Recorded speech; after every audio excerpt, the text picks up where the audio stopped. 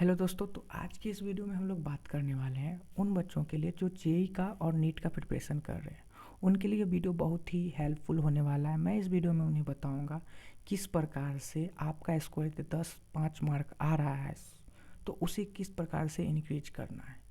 वे मैं आपको बताऊंगा स्टेप बाय स्टेप, आपको वे फॉलो करना होगा और वे आप जब फॉलो करोगे तो मैं गारंटी लेता हूँ आपका स्कोर बढ़ेगा, डेफिनेटली बढ़ेगा, क्योंकि ये एप्लीकेबल सब पे हुआ है। ठीक है, तो इस वीडियो को लास्ट तक देखना और यदि इन्फॉर्मेटिव लगे तो दोस्तों के साथ शेयर कर लेना जो तुम्हारे ही बैचमेट हो। ठीक है, सब्सक्राइब मैं नहीं कहूँगा क्योंकि वे आप पे डिपेंड करता है ये चैनल आपके लिए हेल्पफुल है या नहीं। ठीक, तो देखो भाई, यदि तुम पढ़ रहे physics chemistry math bio, bio वाले के लिए नीट और मैथ्स तो जेई वालों के लिए। ठीक है, तो देखो सबसे पहले ना तुम्हें केमिस्ट्री पकड़ो, केमिस्ट्री पढ़ो। केवल केमिस्ट्री सबको बोरिंग लगता है, लेकिन केमिस्ट्री इतना बोरिंग है नहीं एक्चुअली में। केमिस्ट्री बहुत आसान है यदि तुम उसके बारे में जानना शुरू करोगे। तो तुम शुरू करो पीरियोडिक टेबल से, जो इनऑर्गेनिक्स का पार्ट होता है। इनऑर्गेनिक्स पार्ट को रट जाओ। अब रटना कहाँ से है, तो अपने नोट्स को फॉलो करो, तुम अपने एनसीईआरटी बुक को फॉलो करो, काफ़ी है। उसके बाद पीवाईक्यू लगाओ, देखो तुम्हारे क्वेश्चन यूँ डील होगा, यूँ। इंस्टीट्यूट का नोट्स जो होता है वो बहुत अच्छा होता है, और जो तुम अपने से पढ़ोगे एनसीईआरटी को लाइन बाय लाइन, जो चीज़ पढ़ रहे हो एनसीईआरटी में उस चीज़ को अंडरलाइन करो पेंसिल से। एक पेंसिल रखो, बुक में अंडरलाइन करो। जो भाषा तुमको समझ में आता है, इंग्लिश आता है इंग्लिश रखो, हिंदी आता है हिंदी आता है वो उसको रखो, नहीं समझ में आता दोनों रखो, लेकिन अंडरलाइन करो ताकि बाद में जब उस बुक को उल्टाओ तो उस लाइन को ही सिर्फ पढ़ना है। ठीक, तो इनऑर्गेनिक सबसे पहले पढ़ो, केवल इसमें दिमाग नहीं लगाना। तो एक्सेप्शन है, रट जाओ, नहीं दिमाग लगाना है, रट जाना है। हमें हमें स्कोर करना है तो हम रट जाएंगे। इनऑर्गेनिक पढ़ने के बाद तुम ऑर्गेनिक में जाओ। ऑर्गेनिक वे पार्ट को चुनो जिसमें ज़्यादा दिमाग नहीं लगाना हो, ज़्यादा रिएक्शन ना हो, नॉर्मल सा हो। जैसे कि फर्स्ट चैप्टर 12th का यदि पढ़ोगे तो उसमें स्टार्च वाला चैप्टर है एक, उसे पढ़ जाओ। 11th में आओ तो एक IUPAC नाम करके आता है, उन्हें पढ़ जाओ। उसके बाद मन भर जाए, अब लगे कि ये मेरे से नहीं हो रहा है, तो तुम मूव करो फिजिकल्स की ओर। फिजिकल्स में देखो कि फिजिकल्स में क्या तुमको आसान लगता है। क्या तुम्हें सेल बनाना आसान लगता है तो सेल वाला क्वेश्चन लगाओ, या तुम्हें फर्स्ट चैप्टर जो है वे पसंद आ रहा है, क्रिस्टलीय और क्रिस्टलीय ठोस, उसे देख लो, कोई दिक्कत नहीं। तो पहले तुम मन लगाओ, ये सब सब्जेक्ट पढ़ोगे ना तो तुमको स्कोर जब आने लगेगा ना तो मन लगेगा। तो तुम सबसे पहले इनऑर्गेनिक पढ़ो। ठीक है, इनऑर्गेनिक पढ़ो, जैसे बता रहे हैं वैसे पढ़ो। ये हो गया केमिस्ट्री का बात। जब तुम्हारा मन केमिस्ट्री में लगने लगेगा तो तुम अपने पढ़ने लगोगे आगे। ये जब कर लोगे तो स्कोर आएगा, तुमको पता चलेगा कि हमें ये अब पढ़ना है। टॉप चीज़ पहले मत पढ़ो, ये सबसे बड़ा गलती है। ठीक, दूसरा दूसरा तुम्हें अब पढ़ना है फिजिक्स। फिजिक्स में तुम सबसे पहले स्टार्ट करो एनएलएम। एनएलएम पढ़ा करो, ये नहीं कि सबसे हार्ड चैप्टर उठा लेते हो तुम लोग। सबसे हार्ड तुम लोग उठा लेते हो, जैसे कि केमिस्ट्री में तुम लोग थर्मोडायनमिक्स पूरा साल करते रहते हो।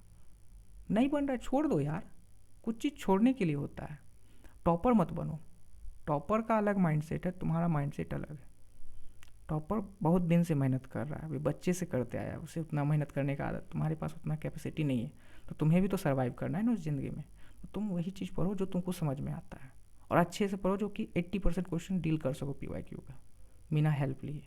ठीक, उसके बाद तुम फिजिक्स में जो है एनएलएम पढ़ो, जिसके में मोशन के बारे में पढ़ते हो, सर्कुलर मोशन, लीनियर मोशन। उसके बाद तुम नॉर्मल फोर्स के बारे में पढ़ते हो।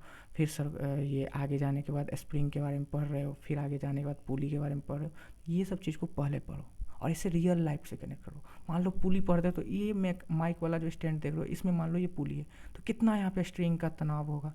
यहाँ पे स्प्रिंग है तो स्प्रिंग के बारे में जब पढ़ोगे तो कांस्टेंट इसका क्या वैल्यू होगा जो इसको उठा के रखा हुआ है। तो ये चीज़ को रियल लाइफ से कनेक्ट करो, तब तुमको फिजिक्स समझ में आएगा। रट्टा मार के फार्मूला क्वेश्चन सॉल्व कर लोगे 2-4, लेकिन सब नहीं बनेगा। फिजिक्स केमिस्ट्री और जो भी सब्जेक्ट है सब समझने वाला सब्जेक्ट है, बस तुम्हें उस चीज़ को रिलेट करना होगा रियल लाइफ से। बहुत ही ज़्यादा मज़ा आने वाला है यदि तुम इस तरीके से पढ़ोगे। तो सबसे पहले एनएलएम ख़त्म करो, एनएलएम को बढ़िया से समझ गए तब तुमको मज़ा आएगा। तब तुम मॉडर्न फिजिक्स पढ़ो जो कि अभी रियल लाइफ में बेस्ड है, वे पढ़ो। वे जब पढ़ लोगे तब फिर तुम मूव करो अपने 12th का फर्स्ट से लेकर 7th पार्ट के जो चैप्टर हैं, जैसे कि मैग्नेटिक हो गया, मैग्नेट्स हो गया, फिर कोई चार्ज हो गया, इलेक्ट्रोस्टैटिक्स हो गया, ये सब पढ़ो। इस तरीक़े से पढ़ना होगा। ये नहीं कि सबसे पहले आप करंट पढ़ रहे हो, ये पढ़ो, तुम्हें मन लग रहा है, नहीं भाई, तुम्हारे लिए कौन सा आसान है वे देखो। और ये जो मैंने बताया ना, तो इससे स्कोर तुम ज़्यादा करोगे, ठीक है, स्कोर करोगे, समझ में भी आएगा। अब मैं बात करूँ मैथ्स की, तो मैथ्स में कभी भी तुम लोग कैलकुलस से स्टार्ट मत करो, जिसके में ये रहता है, जिसके में तुम कंटिन्यूटी पढ़ते हो। कंटिन्यूटी बहुत टफ है, लिमिट थोड़ा टफ है, दिमाग लगाना होता है। लिमिट्स में बहुत सारा फॉर्मूला है, बर्नौलीज थ्योरम्स तुम लोग पढ़ना शुरू कर देते हो, बर्नौली यार नहीं पढ़ना है, ये टफ हो गया, तुम्हें आसानी से स्टार्ट करना है। तुम 10th में क्या पढ़ के आओ, एपीजीपी, तो एपीजीपी पढ़ो, कौन रोका है, तुम्हारा एग्ज़ाम है, तुम दोगे एग्ज़ाम, तुम अपने अनुसार से नहीं पढ़ोगे, तो सबसे पहले एपीजीपी पढ़ो, एपीजीपी पढ़ो, वे पढ़ लोगे तो 1 मार्क श्योर हो जाएगा, 1 से 2 मार्क। फिर तुम वहाँ से मूव करो, मैट्रिक्स डिटरमिनेंट पढ़ लो, या 12th के बच्चे हो तुम, मैट्रिक्स डिटरमिनेंट पढ़ लोगे तो वहाँ से भी तुम्हारा 2-4 नंबर फिक्स है, क्वेश्चन आता ही आता है, 1-2 क्वेश्चन। तो मैट्रिक्स डिटरमिनेंट पढ़ लो, उसका जितना प्रॉपर्टीज है उसे रट जाओ, कोई दिक्कत नहीं, रटना गलत चीज़ नहीं, जो चीज़ नहीं समझ सकते उसे रट जाओ, और ये सब आसान है, करोगे मार्क्स मिलेगा। फिर तुम इंटीग्रेशन की ओर जाओ, फिर तुम जाओ डिफ्रेंसिएशन की ओर, तब जाके तुमको मन करे तो लिमिट्स पढ़ो। परमुटेशन कम्बिनेशन भी बचा हुआ है, उन्हें भी पढ़ना है, वे भी आसान है, यदि पढ़ लोगे 6-7 फार्मूला है, उसी को घुमा फिरा के क्वेश्चन बनता है, बस उस पर उठा लो मार्क्स।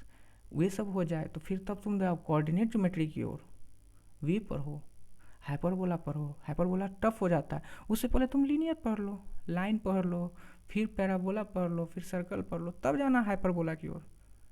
जो तुम्हें टफ लगे उसे लास्ट के लिए छोड़ो, अभी जो तुम कर सकते हो वे करो, गलत काम मत करो। हार्ड पहले सेलेक्ट कर लोगे तो तुम पढ़ाई ही नहीं कर पाओगे, तुमको मैथ समझ में ही नहीं आएगा, तुमको लगेगा सारा मैथ ही हार्ड है। पढ़ने का तरीका चेंज करो, बुक बनाया जाता है अपने तरीके से, क्या क्या पढ़ना चाहिए, लेकिन तुम्हें सेलेक्ट करना है तुम्हें क्या आता है, पहले तुम्हारा इंटरेस्ट जगेगा तब ना तुम आगे पढ़ोगे। तो मैथ्स में इस प्रकार से पढ़ना है। अब देखो यदि जो बायोलॉजी फील्ड से हो, यानी कि जो नीट्स का तैयारी कर रहे हो, उसके लिए तो मैं यही कहूँगा भाई, कुछ भी हो जाए एनसीईआरटी नहीं छोड़ना है। एनसीईआरटी में आसान चैप्टर पढ़ो जो तुम 10th में पढ़ के आए हो, सेल के बारे में पढ़ के आए हो, सेल पहले पढ़ो, नहीं हमें हाई फाई करना है, सेल के बारे में पढ़ेंगे, एनसीईआरटी पढ़ेंगे, नोट्स को फॉलो करेंगे, पीवाईक्यू लगाएंगे, इतना ही करना है। वे हो जाए तो फिर तुम मूव करो रिप्रोडक्शन की ओर, जो कि तुम बहुत अच्छे से पढ़ते हो, उससे और अच्छे से पढ़ो, और उससे क्वेश्चन उठाओ, तब फिर तुम मूव करो अगले चैप्टर में। तो मोटा मोटी इतना ही हम कहेंगे, इस पूरा वीडियो का एक ही सार है कि कुछ भी करो सबसे पहले आसान पढ़ो, इंटरेस्ट जगेगा सब्जेक्ट में, स्कोर ऑटोमेटिक बढ़ेगा। यदि तुम्हारा 10 मार्क आ रहा है ना, ज़्यादा आएगा, ये लिख के लो मेरे से, और तुम्हारा इंटरेस्ट भी जगेगा और तुम्हें मोटिवेट हो जाओगे। यदि इस साल तुम्हारा सिलेक्शन नहीं होता मान लो, लेकिन तुम्हारे पास इतना मोटिवेशन आ जाएगा कि तुम 50% सिलेबस कवर कर चुके होगे, 80% सिलेबस कवर कर चुके होगे अपने मेन कोर्स सब्जेक्ट का, तो तुमको लगेगा कि अगला साल मैं ले ही लूँगा। और ये कोई ज़रूरी नहीं कि आईआईटी ही मिले, एनआईटी भी मिलता है तो ठीक है, एनआईटी भी बहुत अच्छे अच्छे कॉलेज है। तो बेसिक डिप्रेस नहीं होना, हमेशा मस्त रहो, मोमेंट को जियो और आगे बढ़ते रहो, ठीक है। और यदि ये वीडियो अभी तक देख रहे हो, यदि तुम देख रहे हो तो इस वीडियो को लाइक करके जाना, ये तुम्हारा कर्तव्य बनता है, ठीक है। मिलते हैं नेक्स्ट वीडियो में, तब तक के लिए जय हिंद।